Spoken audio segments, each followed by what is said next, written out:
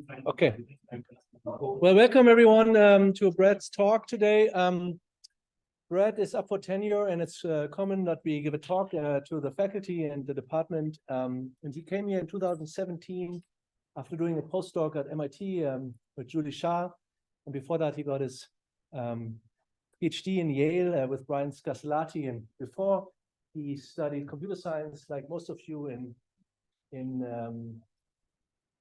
now I have it written down on my note card, Boston College, where he studied computer science and math. So we can expect a very dry talk. Is that correct? All right, thank you.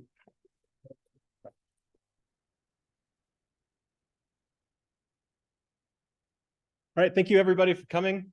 So as Nicholas graciously introduced me, my name is Brad Hayes. I've been here since 2017, and what that means is that we've had 6 years to do some really interesting stuff.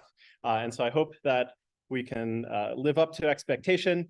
And I will say, but just prefacing everything, pretty much everything that you see today, it's their fault. So these are my PhD students. They did all of the hard work, all the heavy lifting for what I'm about to present. I just have the honor of representing their work. So back in 2020, I gave my reappointment talk. That was my last time giving a colloquium talk here at the university. And I talked about our lab's work in 3 different areas. So the first area was constrained task and motion planning. So we were really interested in trying to make robots predictable and safe. And we thought one way to do this was to make them sort of correct by construction. So make it unable to actually violate expectations. So we came up with a novel method that allowed people to demonstrate behaviors to a robot while narrating constraints on those behaviors to try to capture some of the common sense information that we just don't think to otherwise convey. So if I'm trying to move a cup across a table and then pour it out somewhere, the robot might try to be helpful by interpolating all of that, especially at the wrist, and pour the mug out as I go across. So we saw that was happening. That was obviously a problem. Nobody's necessarily thinking to tell somebody else, hey, can you pour that mug over here? That doesn't also mean pour it everywhere else over the table. And so we came up with an algorithm that did that. We also investigated some explainable AI results where we were looking to correct people's understanding of tasks when we see them doing things that are confusing to us. So in other words, we use natural language as this sort of intermediate representation. So in this video, we see 2 robots interacting. Sawyer, the red robot arm, is cleaning off the table. Movo, the black mobile robot, is watching this happen. Movo knows that the grad students hate it when you throw away their energy drinks, and Sawyer doesn't know that. And so as soon as Movo sees Sawyer start to reach for one of those, it has to issue this update, this communication that says, hey, actually, that's not part of the task. You're going to get a bad reward if you go ahead and do that. So then Sawyer can update its beliefs and then replan how to actually accomplish this task. And then finally, we looked at how this could be applied into human-robot teaming. So we know that we can get some really impressive results from reinforcement learning policies, but we don't necessarily trust those policies to do things that might involve risk to human life or irreversible failures. And so we wanted to figure out how could we extract the really important pieces, the insights from those reinforcement learning models, and then use that to coach a person to be better at it, at these tasks. And one of the things that we found that was very surprising with this result that I'll talk about a little bit later was that even when we briefed people to say, hey, listen to the robot, it's an expert, it's on your team, you're working together on this, people did not listen to this thing at all. They just did not trust it unless the robot came up with some kind of justification for why it was giving this advice. And so that kind of launched a new research trajectory. Much of that I'm going to talk about today. So broadly, the lab focuses on 3 key areas. So the first, we investigate and characterize psychological factors of human-robot interaction. Next, we leverage communication to reconcile divergences in mental models between the teammates, such as you probably think the third one's going to go from left to right, but I'm going to tell you it's going to go from right to left. And then we improve the efficiency, safety, and capability while reasoning under uncertainty. So for those of you who are not roboticists in the room, that last bit, reasoning under uncertainty, throws a wrench in everything. Everything becomes much, much, much harder. The amount of forward look ahead that you get, your search depth, is dramatically reduced because of this, because you have to keep in mind all of the things that could possibly be happening. So there was a lot of room for improvement. There still is, but we've made some great progress in these areas. So given that we know that people kind of don't listen to the robot, even when we tell them that it's an expert, we wanted to first look at a domain where this is safety critical, like somebody could really get hurt, and investigate kind of why people aren't listening to these things and what we can do to change that. So We'll look at warehouse robots. And so these are some videos from Amazon Robotics and Boston Dynamics. The big video on the left is Handle doing some palletizing. And I want you to think about what it would look like for you to walk from one side of that room to the next. So when it cuts to the wide angle shot here, you need to get between that corridor. So we can watch this, and it's not really clear necessarily when these robots are going to move, how fast they're going to do so, if they even know that I'm there. And when I see that, I really just see this. Except the consequences are much, much more severe. We don't want to have that happen. Okay, so that's some introduction. Our first paper we're going to talk about was presented this past summer. This is work done by Christine Chang and Matt Lubers. And this paper is called Human Non-Compliance with Robot Spatial Ownership Communicated via Augmented Reality, Implications for Human-Robot Teaming Safety. So first, we're looking at what makes people non-compliant. And we had to pick a domain where they didn't have some kind of prior knowledge, or if they did have prior knowledge, it was influenced by sort of broader culture. So for example, we have this set of flying knives here that operates at about torso level, and that was your collaborator in this. We had a quadcopter flying around the environment. There are no blade guards on that. We'll come back to that in a minute. And we wanted to use this loud, noisy thing as our test bed. So are people going to behave around this, given that there's clearly a risk factor here? And yes, we did get this IRB approved. Okay, so first we look at what have other people done to communicate robot intent. Surely, if the person knows that the quadcopter is going to go in a certain direction, they themselves will not go there and risk getting hit by it. And so there have been papers on using augmented reality. So this is a handheld camera that kind of renders on the scene. Some work that was done here at CU Boulder in Dan Zafer's lab looked at different mechanisms to put holograms over top of these free flyers to communicate which direction they're about to go. Because for those of you who are not as familiar with quadcopters, it's hard to orient them, especially at a distance, right? Because they're symmetrics. So you're not really sure which direction it's pointing. And because the controller can send it in any direction, it doesn't really matter which direction it's pointing. And then lastly, we've looked at different ways to visualize important information within the environment that might give you clues as to whether or not an area is going to be subject to the presence of autonomous systems. Okay, so in this work, we're using augmented reality, but we're using it differently from these others. So we looked at this notion of spatial ownership. So we wanted to visualize who owns which pieces of the work floor, such that we can know that if you're in your space, the robot won't be in there, right? So you don't have to occupy your mental state with what the robot's doing, as long as you're paying attention to where you're allowed to be where you are standing. Okay, so here's our experimental environment. So we had a motion capture setup, we had a quadcopter, we had 8 bins that had parts in them. You can see in the back of the room there, the participant has a workspace. They were putting together a large Lego structure, and they had an instruction manual in front of them that sent them out onto the floor several times to pick up these pieces. The rules that we set to them, and we confirmed that they understood before running the experiment, was that they must always request permission to enter the floor. So they had to pick a bin and then wait for the robot to kind of augment the spatial ownership to let them go there before they were allowed to get onto the floor. And they were only permitted to walk on the blue areas. And again, we confirmed with them that they understood these rules before starting. Now, it's also worth noting that the experimenters on the side here are the only ones behind a safety net. So the instructions looked like this. So go out to bin 1, collect these parts. And then at the end, they constructed this fairly involved large Lego structure. So let's take a look at what this looks like from the participant's perspective.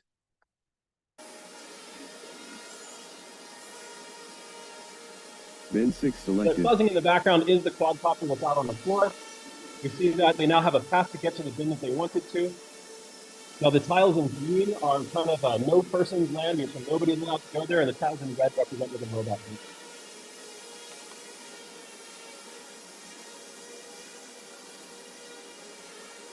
is. Okay, so because this is a human-robot interaction experiment, we had to mess with people at some point.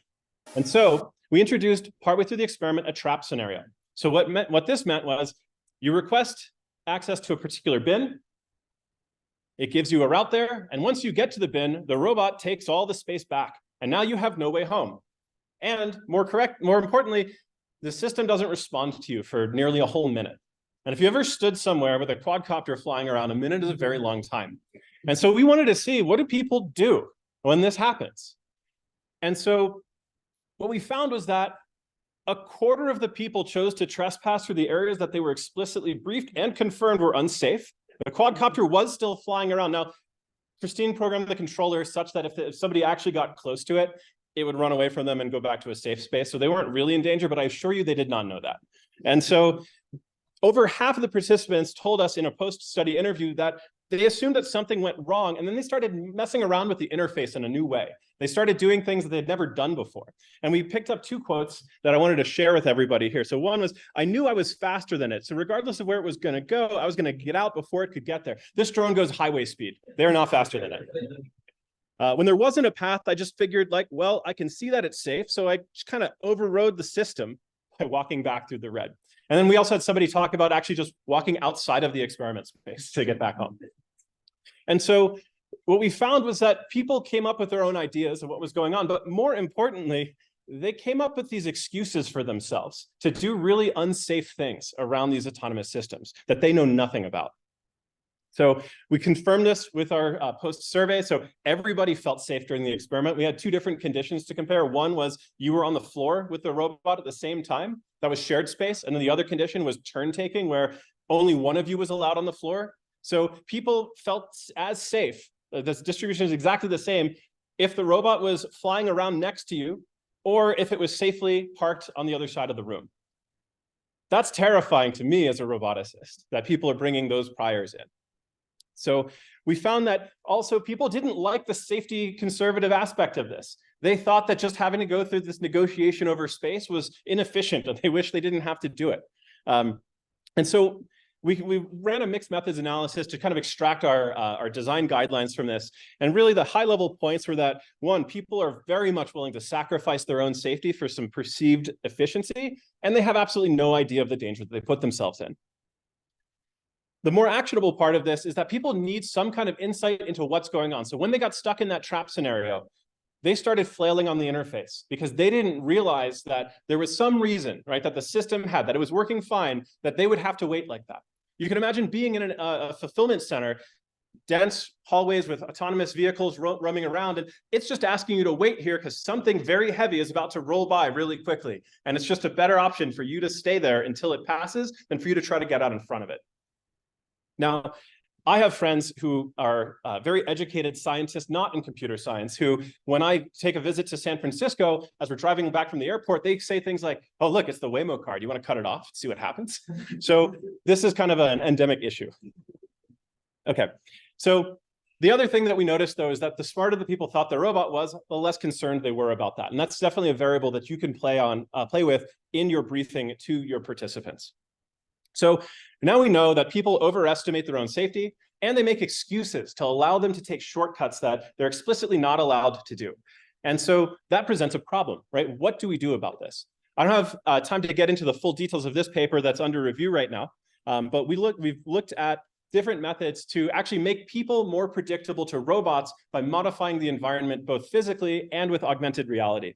And so in this work, we found we designed an algorithm using quality diversity algorithms to come up with new workspace configurations and augmented reality barriers to influence people to move in ways that are more predictable for standard motion classification algorithms.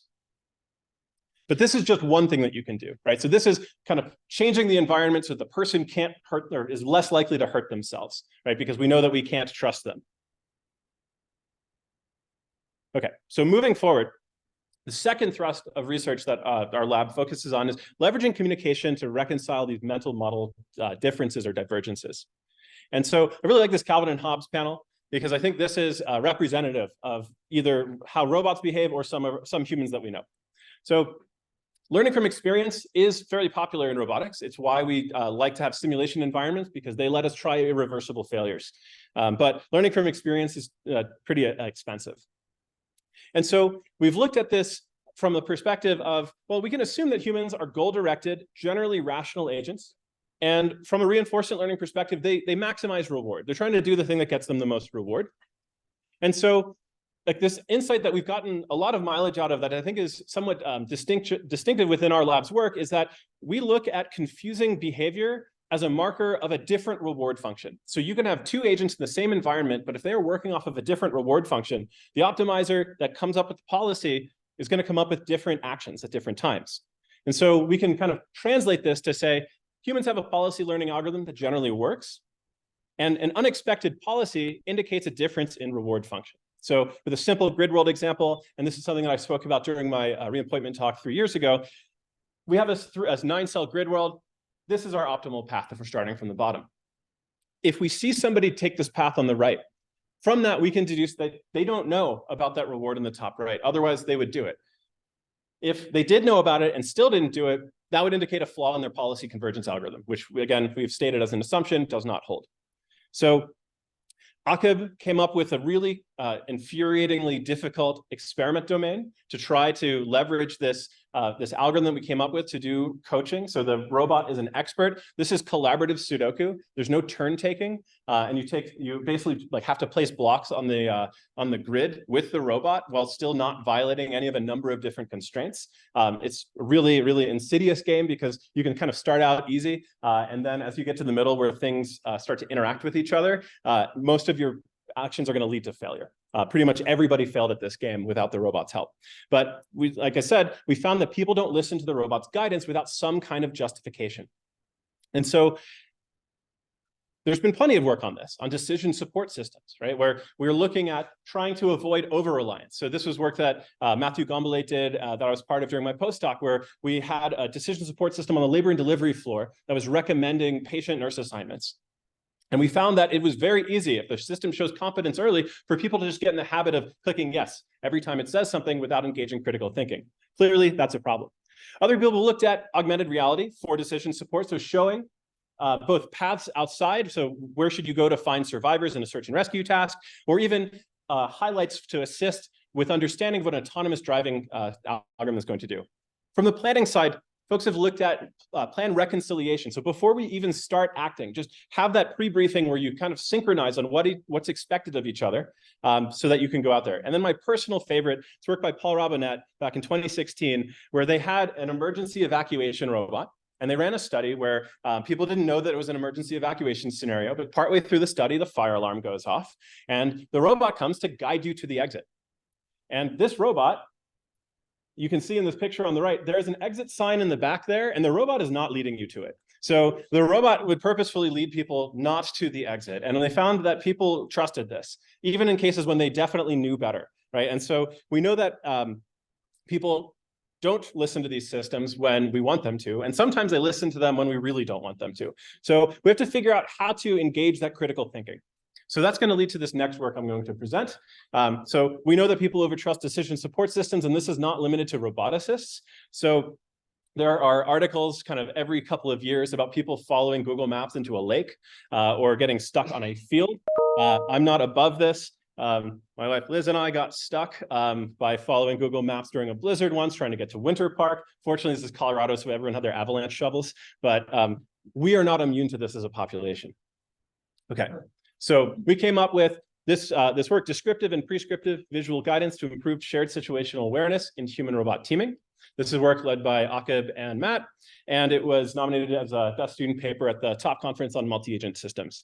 So I'd like to look at this avalanche rescue picture, because this is a representative domain of the kinds of problems that we're targeting with this work. So here we have a heterogeneous team. So you have a dog, you have people walking around with beacons looking for survivors buried in the avalanche debris field. You have people with probes trying to find anybody that might be buried there through a different modality.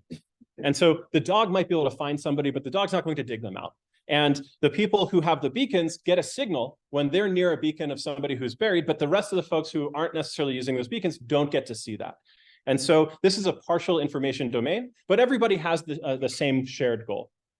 So we designed MARS, min entropy algorithm for robot supplied suggestions. So this is an entropy minimizing algorithm that allows for multi-agent collaboration. And most importantly, it lets us take a human and integrate them into a centralized multi-agent planning system. So logistical issues aside, for better or worse, we didn't think the IRB would let us bring everybody out to Berthoud Pass during the winter and like bury some of them under the snow and then run an experiment. So we came up with a proxy domain based on a mine clearing task. So the goal of this task is to go through this field of boxes with the help of a drone that has a mine detecting sensor. And that sensor is noisy. So it will give you some false positives. It will give you some false negatives, and locate all 4 mines in the shortest amount of time. So if you walk onto a grid cell, that has a box, and then you don't choose to diffuse it, and you walk out, and there is a mine in there. It blows up, and you lose a lot of points. So drones can move a lot faster than humans, but the drones can't diffuse the mines. And so this was kind of the prototypical example of what we wanted our domain to look like to really prove out that this algorithm works. And we brought in novices to act as the human in this domain. Okay, so a couple of acronyms that we're going to see over the next couple of slides I'd like to introduce right now. So we can represent the domain as a grid rule. So here we have a probability mass function that's coded from purple to yellow. So bright yellow means that we have high confidence that there's a mine in that cell. And the closer that we get to the middle of that scale just means we don't know anything about that. Right, so 50-50 chance there's a mine there or there's nothing there. So the way that we solve this is by constructing a Markov decision process and then solving it with reinforcement learning algorithms to get a policy for each one of our agents, optimizing their own criteria. So in this case, the drones are looking to minimize the entropy of the cells in the environment. They want certainty. There is a mine there or there's not a mine there, and they can do that by leveraging their sensor. And the human's job is to path plan essentially straight to the mine in the safest possible route so that they can diffuse it and solve the domain as quickly as possible. Every time step, we're going to update that probability mass function. And the important thing is we need to share it across our agents, right? So our drone will have that encoded somewhere in its software. The human doesn't get to see that necessarily. Okay, so here's a quick walkthrough of what this algorithm does, of how Mars works. So the first thing that we do is we initialize our base conditions. And so now we're starting out. So we solve for what the robot should do. So we formulate the Markov decision process and then find the optimal behaviors for the robot. Because it's a robot, we can just send the action directly to the robot. It takes it, it gets its new measurement, and we update our probability mass function. So in this case, hey, we saw that a mine is there. Now this is where it gets a little bit more tricky. So now I need to solve for this human's Markov decision process. The real challenge here is that I don't control the human. They're doing their own thing, right? So I can only really suggest to the human what they should do. So I have to give them information that biases or manipulates them in the direction that I want them to go in. Assuming that they do that, or really just whatever they do, I get to see it. I update the probability mass function for the cells that they've interacted with, and I just keep going. Okay, so here we have this method where we're trying to tie the person into our central planner, right? So the central planner is still telling everybody what to do, but when it comes to the human, we can't force them to do it. We just have to kind of show them the way. So we ran 3 conditions to look at different types of guidance and learn from how people use this kind of work or this kind of information. So the first was prescriptive guidance. We just show the arrow on the ground. So you don't get any information about the system other than you should go here and do this. So at the end, there's a little pin. That's where it thinks that a mine is, and you should diffuse there. But then we had the descriptive guidance condition, where we visualized the PMF, the probability mass function for each cell. And that looks like a heat map. And this is really where the arrow comes from, right? You can derive the arrow from the heat map just by looking at the shortest path to the highest probability area with a mine subject to the risk you're allowing yourself to take. And then we have the combined guidance, where we show both the heat map and the arrow. So we took a number of different measures, subjective and objective. So we looked at confidence, reliability, trust, and intelligence on our trust scale. We looked at decision-making power and adaptability. We looked at stress and cumbersomeness. And then we looked at our objective results, which were more along the lines of how long did it take you to do a move, right? So how much were you thinking about this? And how many moves did it take you to solve the domain versus maybe how much would an optimal agent have taken? And so we found a lot of things that we expected to see. So we expected that people would find the combined guidance more trustworthy. Well, it has more information. Again, not so terribly shocking to us. We also found that the combined guidance was rated as more interpretable and more helpful. All right, so this is just a check to make sure that it's doing what we expect it to. Things that we didn't expect. The prescribed guidance, just the arrow, was found more taxing. Even though there was nothing you as the participant could do about this, right? You just have that information, so you basically should just follow it. This still stressed people out. And then the thing that we really liked to see with this was that the combined guidance enabled people to act more independently without sacrificing performance. So we can look at some of our results here. So we have our 3 different conditions. So the heat map, the arrow, and the combined from left to right, and then the number of steps that it took them to solve the domain. And we find that, again, prescriptive guidance does enable people to solve the task more quickly, so like fewer moves, even if it stressed them out more. But the result that we thought was really cool with this was that Descriptive guidance enabled participants to solve the task more independently without sacrificing performance. So this chart on the left, we can see a relationship between how often they complied with the arrow on the ground and how long it took them to complete the game. And so people who complied more often solved the game more quickly in the arrow case. Of course, that makes sense. We're giving them information, but if they didn't trust it, they would maybe deviate, and that would cost them performance. But in the combined case where we showed them the heat map, there wasn't a relationship. People deviated maybe 50% of the time from what we told them to do, and it really didn't impact their performance, right? So now we're giving autonomy back to the person in this situation to make them enable them to make their own decisions. And this is something that's very powerful for us, right? Because we take as kind of an assumption going in, the reason why we have humans in the system to begin with is that, well, they typically bring insights that maybe the robot system doesn't have, or in some cases, they have the ability to take on liability for what's going on, and so they're a responsible party. Okay, so at the end of the day, we can see that we know that Mars improves trust, interpretability, and performance while enabling collaborators to be more independent. And as I mentioned, this was kind of the first foray into looking at this compliance aspect to these sorts of decision support systems, particularly in a multi-agent context. But this isn't the end of the story. There are a number of limitations with this work that we wanted to address too. So in this case, it was just an always-on visual signal. So they're wearing a HoloLens, and they see this guidance all the time. Another thing that we saw was that shifts in the distribution. So every time step, the probability mass field is updating. And it can take a pretty big shift. So if you have a high confidence, there must be a mine over here, and then there's a reading that happens that actually zeroes that out, you're going to get a large shift in the recommended path that you're supposed to take. This undermines people's trust in the system. So imagine if the computer is telling you, all right, go left, go left. Oh, wait, no, actually, you're supposed to go right. Sorry, go right this time. And it kept happening, right? So we don't have necessarily that built-in mechanism say, oh, well, it's just operating on the information that it has, and this is still the optimal thing to do, even if it's sending me back and forth, ping-ponging between states. We don't really work that way, and so that caused people to stop believing in it.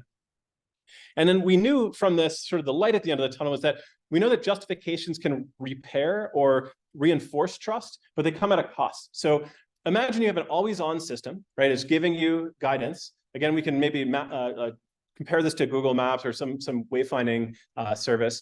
And every single second, it was giving you just reassurance that you're on the right path. Hey, keep going straight. Yep, straight's definitely the way to go. Please keep going straight. It's because there's a turn 300 meters ahead. Oh, actually, the turn is 299 meters ahead. Keep going. That's not going to work. Nobody wants to use that system. So that leads to this next paper, Autonomous Justification for Enabling Decision Support, Explainable Decision Support in Human-Robot Teaming. So we extended that last algorithm by adding in this justification framework.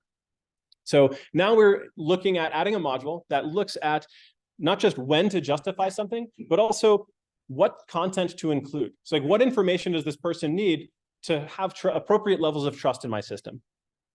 And so we looked at this timing problem through the lens of value of information. So value of information is just the amount that a decision maker is willing to pay to have information prior to making a decision. And so we look at the benefit of the added information, we subtract out the cost, and that's our value of intervening. So looking at the domains, the set of domains that we're applying this to, we look at the expected mismatch in rewards. So if I don't tell you this thing and you act in the way you're normally going to do, how different will it be than if I actually give you that piece of information? Next, we look at the expected mismatch in trajectory. So is the distance between what I expect you to do if I don't tell you and the thing I expect you to do if I do tell you meaningfully different? And then we look at linear combinations of these. And so as long as the value is greater than the cost, it's time to give you that information. And so we ran a human subject study just to prove this out. And we found that, yes, using value of information-based timing for these justifications was more useful, or was perceived as being more useful than either constant or a periodic justification.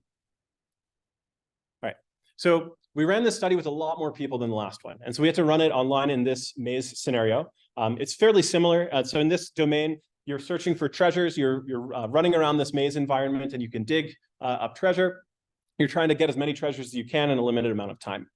And so we also introduced drones with treasure sensors now that give you some extra information about where those things might be, just so you don't have to do the full breadth first search. And the drones either use one of 4 justification types to see how that impacts people's compliance with the decision support system.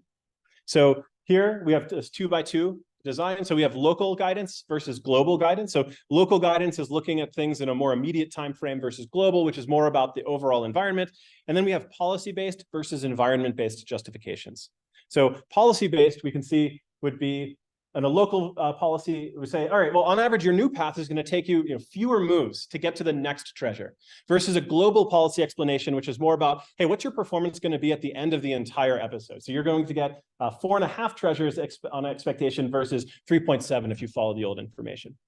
And then in our environmental justification, this is showing us probabilities that certain states have treasure in them. So this is a function of the state value function. And in the local case, we're just showing you the one that we're trying to guide you to. And in the global case, we're showing you kind of the whole map. And in the environment-based case, these are animated, showing you the old values and then the new values. So you can tell the difference of how things adjust. All right, so the punchline on this, and there's a much more involved chart in the actual paper detailing when you would want to use each of those 4 justification types. But the sort of the high level is that if you have a scenario where the robot has higher competence than the person, or you expect the robot to know more, you should use a policy-based justification. Versus if you think the human is introducing some new insight that your system may not have, and you're going in with those kind of unknown unknowns, then it's better to use an environment-based justification just because that lets you leverage the human's ability to process that information to improve the performance of the team. Okay, so that was 2/3 of our research priorities, right? So we looked at basically how people are disobedient, selfish, and often put themselves in danger just to save them a second or two. And then we looked at ways that we could maybe overcome some of that by giving them the information they need to act more optimally, safely, et cetera, in the environment. And so I'd like to take the third research thrust and focus on an applied domain that doesn't use augmented reality, not because it's necessarily inapplicable as a conveyance of information, but because it's completely inapplicable in this case.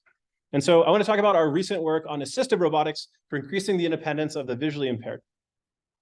And so this was work done by Shivendra, Suresh, and Ashutosh in my group. And I'm going to talk about 2 different papers. So one of them focusing on finding socially appropriate seats that appeared at IROS 2022, and then a more recent work on grocery shopping, in particular, a manipulation task. And this is an area that there has not been much in the way of assistive devices for. So first, this is our CU Smart Cane. So essentially, the Smart Cane is a regular white cane instrumented with depth cameras. It's connected to compute that is stored in a backpack. So right now, this is a laptop, but given our kind of work with this, we have every expectation that we could bring this down to one of the more credit card sized NVIDIA boards and store everything in a smaller form factor. But the important point is that all of this runs on board the system. You don't need an internet connection to do any of this. So everything is running locally.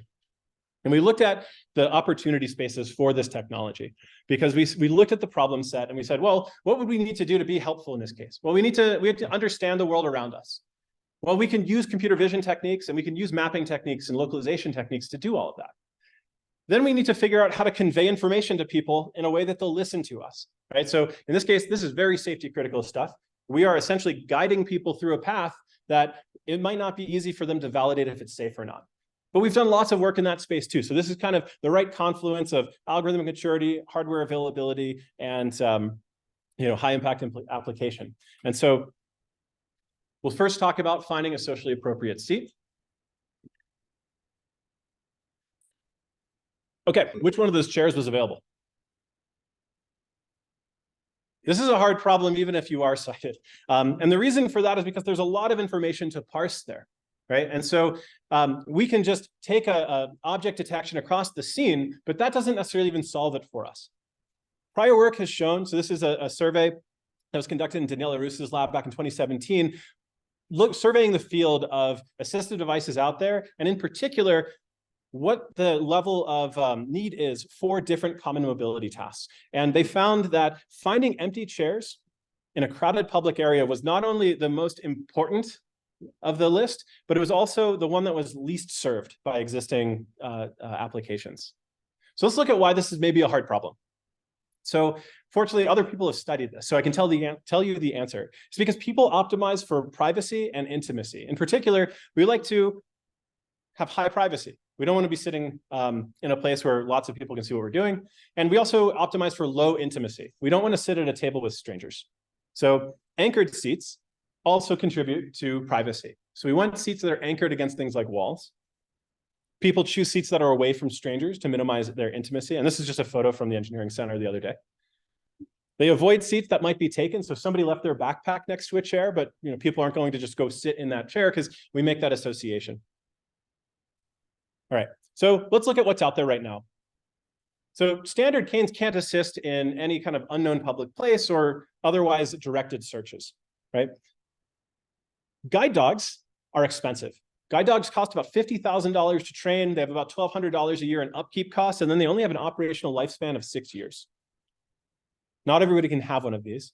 And it's not even necessarily true that you will be able to solve all of these problems. A dog can't take you to a place it's never been before in a building, or is going to do so with quite a bit of exploration. And then finally, we have cell phone apps like Be My Eyes, right? And so this just connects you FaceTime style to a sighted guide who can then help you find, say, the 2% milk in the grocery store, because, well, all of the other milks are kind of tactilely indifferentiable from each other.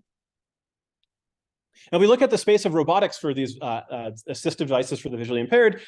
We see a lot of really cool technologies, but one of the things that we thought were kind of deal breakers for these, number one, if the battery goes out, you just have an expensive suitcase or an unwieldy device that you have to lug around.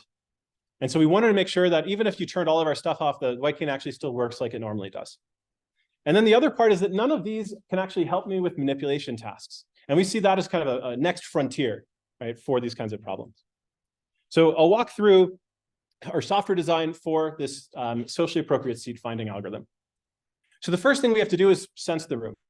So we use SLAM and object detection algorithms to figure out both a metric map of the space as well as semantically meaningful locations of landmarks. So in this case, where a human might be or where chairs might be. So then we have to figure out which chair we're trying to go to. So we have an algorithm that does goal scoring, so optimizing for privacy and intimacy.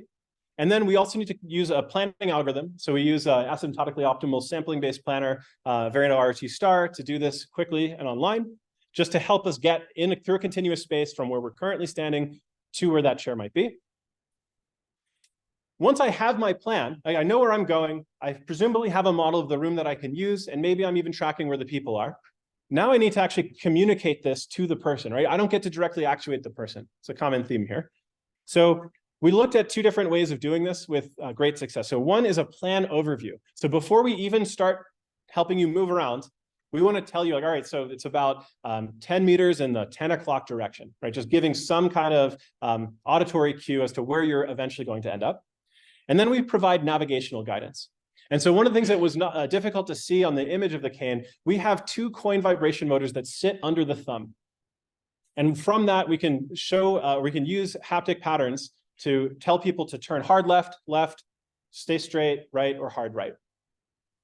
And so when we're actually giving that navigational guidance, we're giving it through those vibration motors. Okay, so I mentioned when we're optimizing for privacy, it's important that chairs are the things that we're looking for are anchored. And so we've introduced a straightforward sliding window algorithm for this, where we just look at what's around it at different slices. So here we're next to a wall because a couple of these rays are all intersecting with it contiguously. So that helps our anchor score. This does not, having, say, like a small object next to us. And this helps us come up with a differentiation between multiple chairs, let's say, in an open space. We also look at proximity cues. So in this case, we look for objects that might be meaningful for ownership. So we say, all right, how convenient is it to the user? That should boost your score, right? So if it's closer, that's better. Are there other chairs there? So if we don't see something, maybe there's another success waiting around the corner, right? So if we say like, well, we know that we don't see everything in the scene all the time. And as we get closer, maybe there's a backpack kind of hiding there. So we say if there's a denser field of open chairs, we want to go more towards that just to maximize our overall chances of success. I want to subtract score for any kind of socially meaningful object like a backpack, as well as maximize intimacy. So if there are people nearby, I don't like that either. Okay, so these are all the components. This is what it looks like behind the scenes. So we have two different cases here. One where I just have two chairs, and the other we threw a person in there to add into this consideration intimacy. So the RRT star tree is in white here. So that's just where the motion planner was searching through. The user's orientation is this magenta arrow at the bottom middle of each of these charts. The RRT star path is in orange. So this is the path that was chosen to get to the chair that we wanted you to get to. And then finally, we smooth it out, and that's this line in blue. So if there were obstacles, we wouldn't be able to smooth it to a straight line. And this is where we want the cane to guide people. So before I show a video of it, I'd like to just kind of brag about Shivender's results here. So these people were blindfolded in this study, and they had never used any of these devices before. We had a 100% success rate of them finding a seat. And then in almost all the cases, over 80% of the cases, they found the most correct seat in the environment. And then something that was also quite cool that we weren't necessarily optimizing for, but we got anyway, is that on average, people bumped into objects less than once per trial with the cane, right? So they avoid inadvertently tapping somebody with the cane because of the navigation's buffers around these objects. Okay. So this is what it looks like. We have two chairs in the room. This user is not adept at using this device. And so they are just trying to find it using the standard white cane. So first thing that they do is a quick sweep of the room. That allows the mapping component to figure out what's going on. It calculates which chair is the highest privacy, and then using the haptic sensation, will guide them to the chair. Here's a case where we have a person in the room, and that the system can, again, notice that they're there occupying that chair, and so it will guide them to the lower intimacy chair. Okay. Next, I want to talk about manipulation tasks. And so this is a paper that we called Shelf Help, Empowering Humans to Perform Vision-Independent Manipulation Tasks with a Socially Assistive Robotic Cane.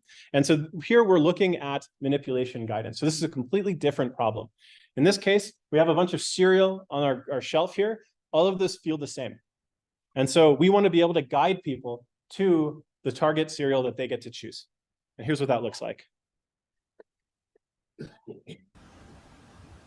I found the product at about 11 o'clock direction. We give a plan overview.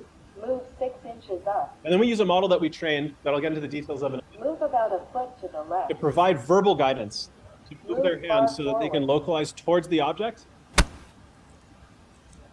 eventually grab it. Move to the left.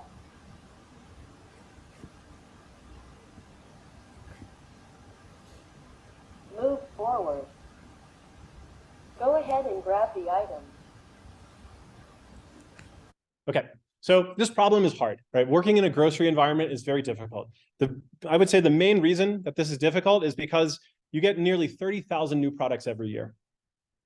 A lot of your products are packed densely together and have poor tactile differentiability, right? So trying to find the black beans in this kind of mess of products, if you can't actually read labels, is going to be quite difficult for you. Now, there are solutions already. It's not that the visually impaired can't grocery shop. And it's not even that they can't grocery shop without a human assistant. It's just more difficult. And so we thought that this would be an ideal application of our device. And so we have two contributions in this work. So the first is a computer vision pipeline that's capable of differentiating between tens of thousands of different products that it's never seen before to locate things when you ask for them. And the second was the verbal manipulation guidance system. So being able to coach somebody to move their hand to actually grasp items that they can't actually see. So the way that this system works, first thing we have to do is orient them to the shelf. We detect the products, and then we have to do data association because we're running video and the person's hand is moving. And so if you move the camera frame a little bit, you might get a second detection of the same box of cereal, slightly off, and you don't want that to count as a new box of cereal. Then we have to plan for actually how they're going to manipulate this. So we set up a Markov decision process, we've solved it offline, and then we apply it online to these problems, which I'll talk about in a minute.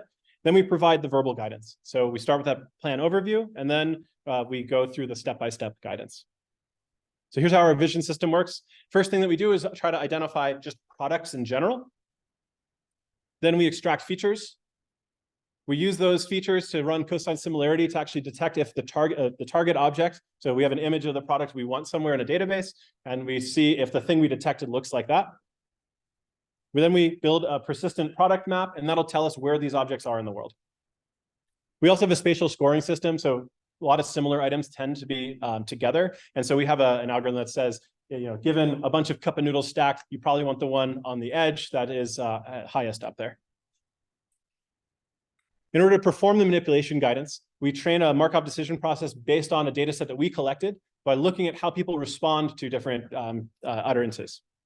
So we've got this data set, and we plot or fit a bunch of Gaussians to real measurements of people's movements with our motion capture system. Then we can take those Gaussians and then use those as as the basis for our action space in our Markov decision process. And so once we solve that, we're trying to get the person's hand to state 0, 0, 0. In other words, to the relative distance to the product to be 0. And we have some terms in our reward function that both encourage minimizing the command count. So you don't want to tell them, all right, move a little left, a little left, a little left. And also inertial consistency. So that basically means go in the same direction more or less until you're done with it, instead of zigzagging people through. Okay, so we compared 3 different guidance modes. So we had our shelf help system using the data set that we collected, so like move 6 inches to the left. We had a continuous planner that just vectored you in a direction along an axis and then told you to stop. And then we also had a human guide. So we basically did the Be My Eyes trick and had you video call into a guide that would then help you find that product. And what we found was that not only did shelf help perform the continuous planner, so our discrete utterances were effective, but we actually matched human level assistance. So in terms of number of commands.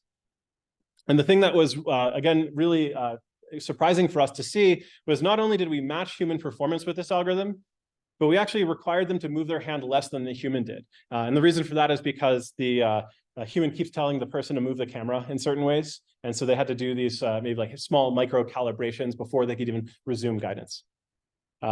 So this work has gained quite a bit of popularity. We're extremely excited about where it's going. We continue to build this out and develop new capability. In particular, we've been talking to Whole Foods about getting some of these data collections in their stores and expanding our semantic SLAM capability. And with that, I will take your questions.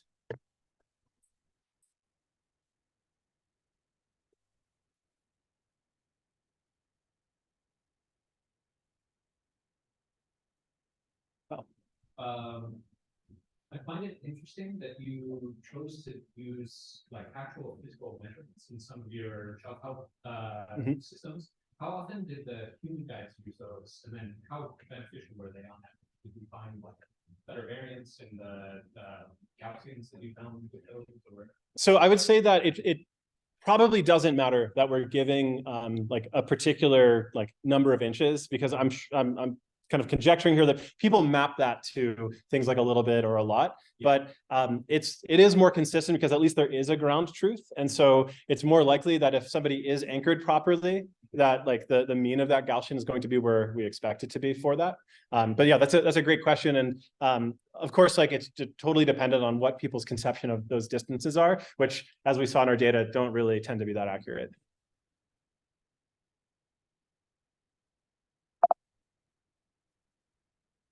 I'm also curious about kind of compliance of instructions with the shelf-help system.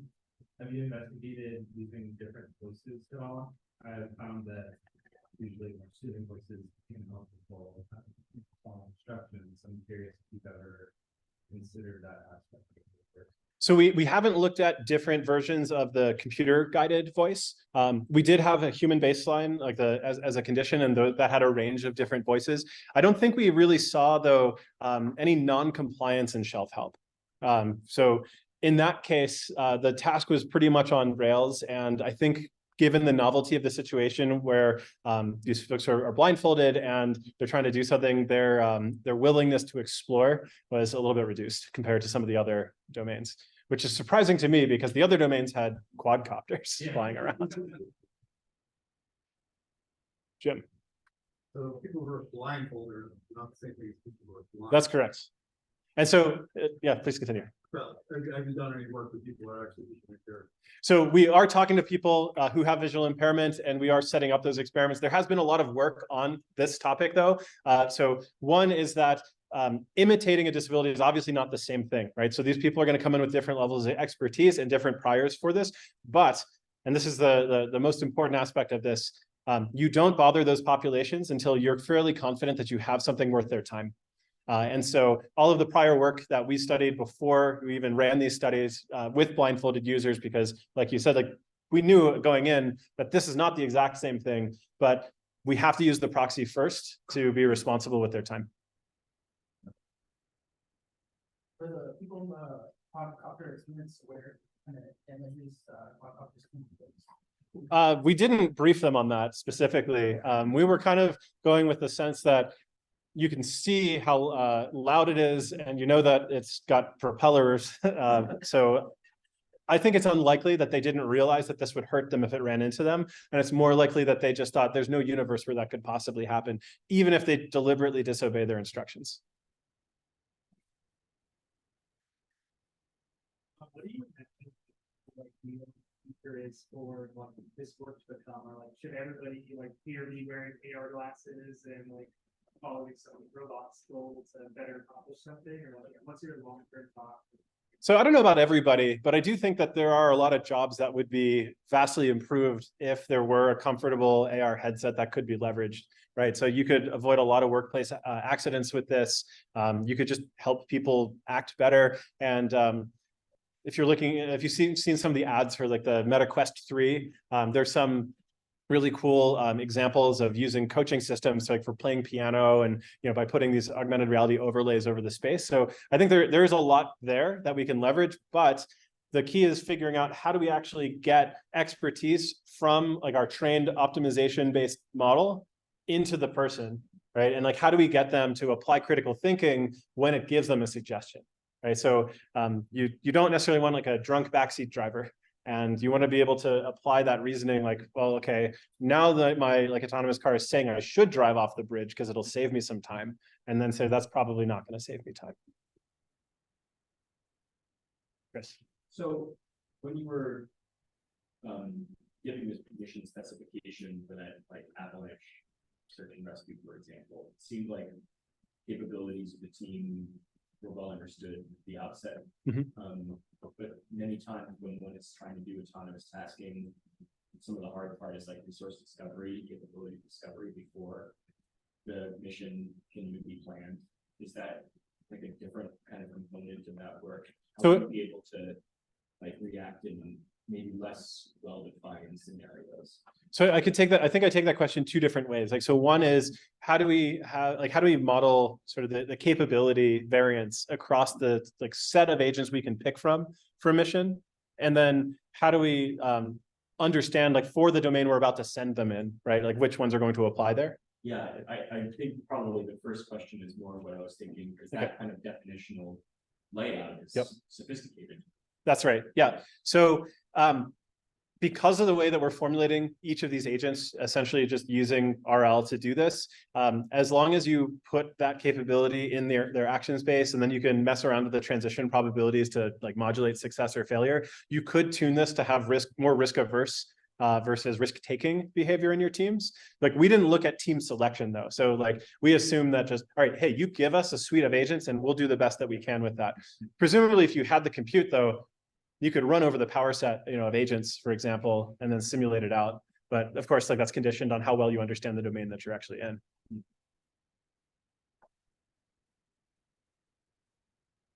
Speaking of understanding the domain you're in, how good were these systems at exploration? Obviously, there was a bit of that, like Minesweeper advice, but how large an environment do you think that scale up?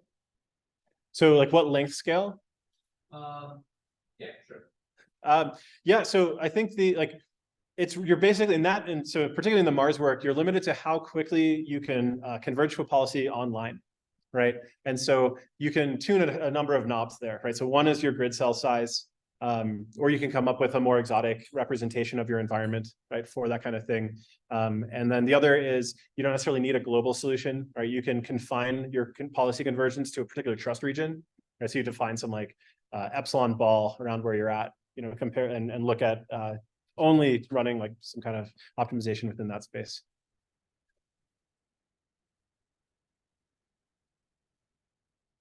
But do we have a robot demo? I see one sitting there. That's on them, as usual.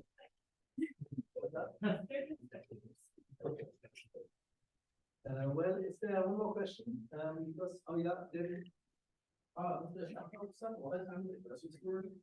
And so we looked a lot farther back on the shelf and we looked into like kind of guidance on how you start to either issue farther back and things of that nature. So the MDP that gets solved that issues the verbal guidance is trying to minimize distance between the hand and the product. So if the product is pushed back, that wouldn't change the guidance. Like it's still going to try to get you back there. You will run into a problem though if you're using the hand that has the cane on it, because you're going to hit the shelves with that. But the other problem would be detection, right? So it's going to be harder under shadow to actually recognize the product, especially because the way that our system works, we give a representative image of the product that they are looking for, and then the network tries to find the matching product with the best cosine similarity. And so that is less robust to dramatic changes in light, although it works pretty well, in normal cases. Well, let's thank the speaker again.